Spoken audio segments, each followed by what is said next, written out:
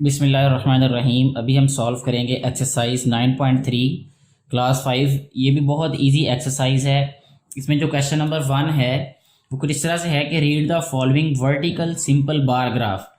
यहाँ पे बेटे आप लोगों को ये पता होना चाहिए कि ये जो ग्राफ दिया गया है इसको वर्टिकल बार ग्राफ बोलते हैं। ये जो इस तरह जो हमारे पास रेक्टेंगल्स हैं ये ऊपर को बनाई गई हों अगर, तो इनको वर्टिकल बोलते हैं क्योंकि वो डायरेक्शन जिसमें जो है वो ऊपर से नीचे या नीचे से ऊपर जाया जाए उसको वर्टिकल जो है वो रिप्रेजेंटेशन बोलते हैं। तो यहाँ पे भी ये जो हमारे पास ग्राफ है ये वर्टिकल ग्राफ है। ये the graph represents the daily pocket money of 5 children, यानी ये जो ग्राफ है ये 5 बच्चों की डेली की पॉकेट मनी के बारे में है, यानी उसको शो कर रहा है। यानी 5 बच्चे हैं उनको डेली जितने पैसे मिलते हैं, जैसे आप लोग जो है वो घर से कुछ ना कुछ पैसे जो हैं वो जब आप स्कूल आते हैं तो लेके आते होंगे, तो वो आपकी पॉकेट मनी कहलाता है। यानी जो आप अपने खर्च के लिए लेते हैं घर में, कुछ भी पैसे हो सकते हैं वो। जैसे यहाँ पे अब एक बेटी है सानिया, उसको 30 रुपीज़ मिलते हैं। फ़िज़ा बेटी को 5 रुपीज़ मिलते हैं। आमिना बेटी को 20 रुपीज़ मिलते हैं। अब ये देखें यहाँ पे ये ग्राफ यहाँ पे ख़त्म हो रहा है। इसके लेफ़्ट साइड पे अगर हम देखें तो ये 30 लिखा हुआ है। ये जो लाइन है ये वाली डार्क कलर की ब्लैक, ये शो कर रही है कि यहाँ पे ये इसका एंड पॉइंट है। तो इसके सामने 30 लिखा हुआ है, तो इसका मतलब हमें पता चल जाएगा ये कि ये इसको 30 रुपीज़ पॉकेट मनी मिलती है। अब ये जो फ़िज़ा बेटी है ये इसका ग्राफ जो है, इसकी पॉकेट मनी का ग्राफ है वो यहाँ तक है, तो ये जो है 5 है अगर हम लेफ़्ट साइड पे देखें तो। अब आमिना बेटी जो है इसका ग्राफ, इसकी पॉकेट मनी का ग्राफ यहाँ तक है, तो इसकी अगर हम लेफ़्ट साइड पे देखें तो 20 लिखा हुआ है यहाँ पे, इट मीन्स इसकी पॉकेट मनी 20 रुपीज़ है।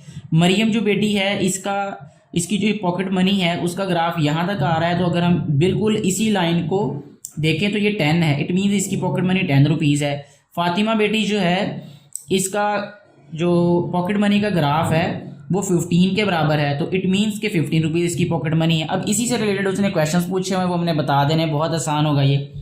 What information we get from the graph. इसमें पहला बेटे जो पार्ट है उसने पूछा है कि हमें कौन सी इन्फॉर्मेशन मिलती है इस ग्राफ से।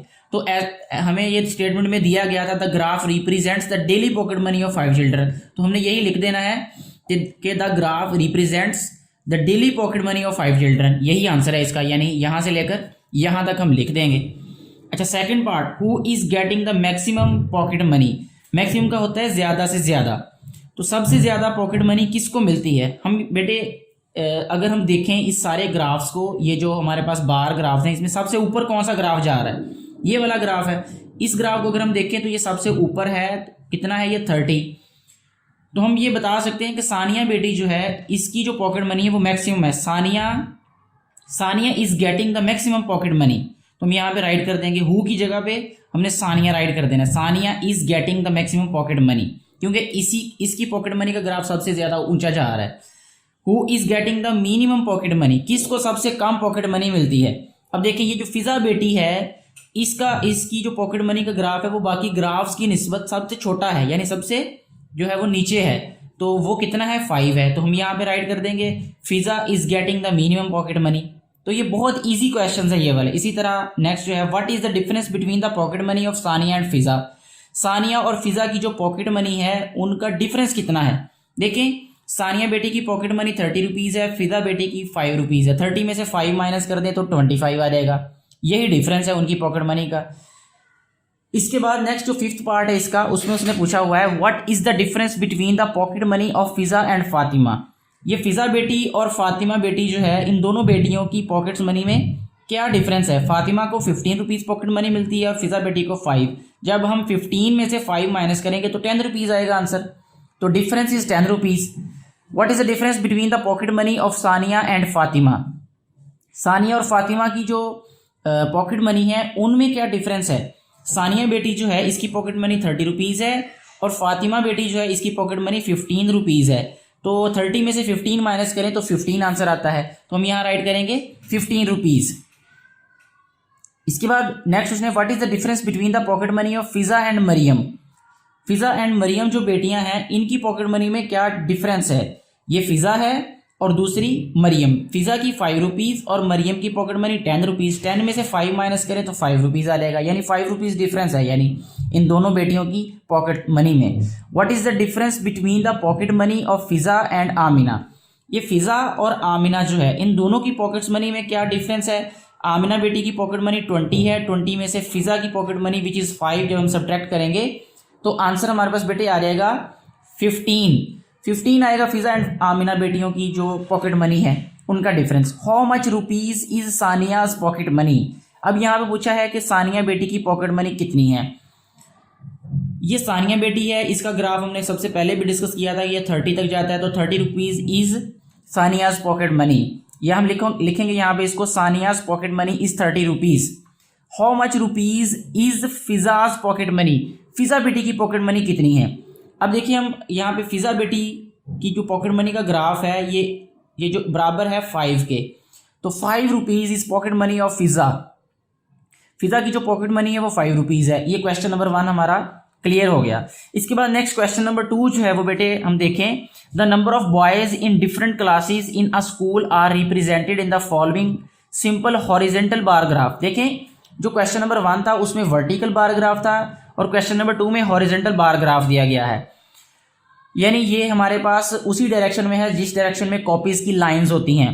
तो ये डायरेक्शन जो है दाएं से बाएं, बाएं से दाएं, जिस तरह हमारे हाथों की डायरेक्शन होती है ना कि दाएं से बाएं चलें या बाएं से दाएं चलें, तो उस डायरेक्शन को कहते हैं हम हॉरिजेंटल डायरेक्शन। और अगर ऊपर से नीचे या नीचे से ऊपर जाएं, जैसे हम आसमान से ज़मीन या ज़मीन से आसमान की तरफ, तो इसको वर्टिकल डायरेक्शन बोलते हैं। तो यहाँ पे एक बेटे क्योंकि हॉरिजेंटल बार ग्राफ है तो हमने इसी के अकॉर्डिंगली हमने आंसर देना है। Look at the graph carefully and answer the questions given under the graph.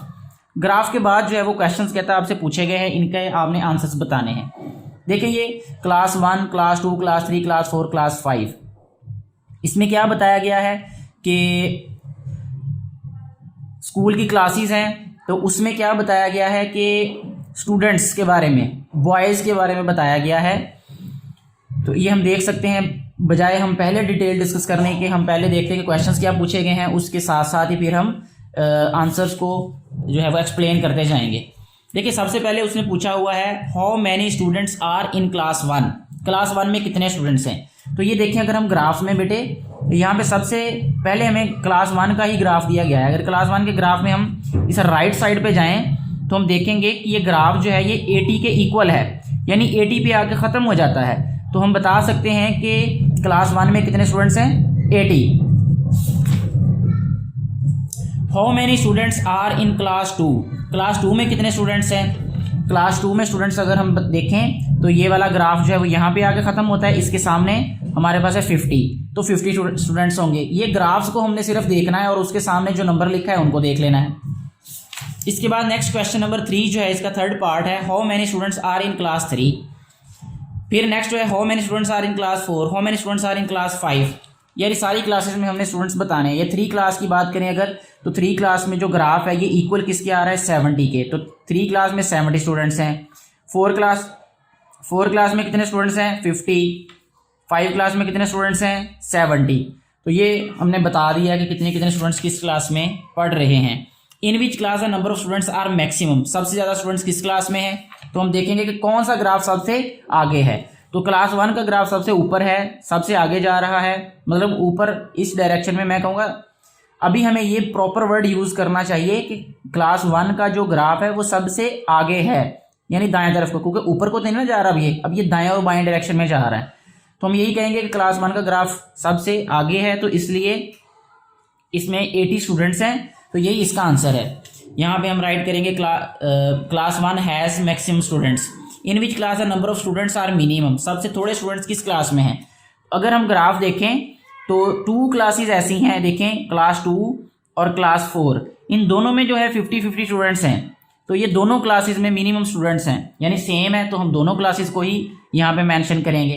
Class 2 and class 4 both have same number of students which are 50। तो यही आंसर होगा इसका। इसके बाद नेक्स्ट जो है ये पूछा गया in which class the number of students is more either in class 1 और क्लास 4। क्लास 1 में ज़्यादा स्टूडेंट्स हैं या क्लास 4 में ज़्यादा स्टूडेंट्स हैं। देखिए क्लास 1 में 80 हैं, क्लास 4 में 50 हैं। तो ये हम आसानी से बता सकते हैं कि क्लास 1 में ज़्यादा स्टूडेंट्स हैं। Class 1 has more students. What is the difference between the number of students of class 2 and class 5। Class 2 और क्लास 5 के जो स्टूडेंट्स हैं उनका डिफरेंस कितना है। तो क्लास 2 में स्टूडेंट्स हैं 50 और क्लास 4 में स्टूडेंट्स भी हैं 50, तो कोई डिफरेंस नहीं है, सेम है दोनों में। सॉरी 5 क्लास का पूछा था, क्लास 2 और क्लास 5। क्लास 5 में जो है वो स्टूडेंट्स हैं 70 और क्लास 2 में 50 हैं, तो 20 स्टूडेंट्स का डिफरेंस है। इस तरह ये क्वेश्चन सॉल्व हो गया। मुझे उम्मीद है आपको ये समझ आ गई होगी। Thank you very much.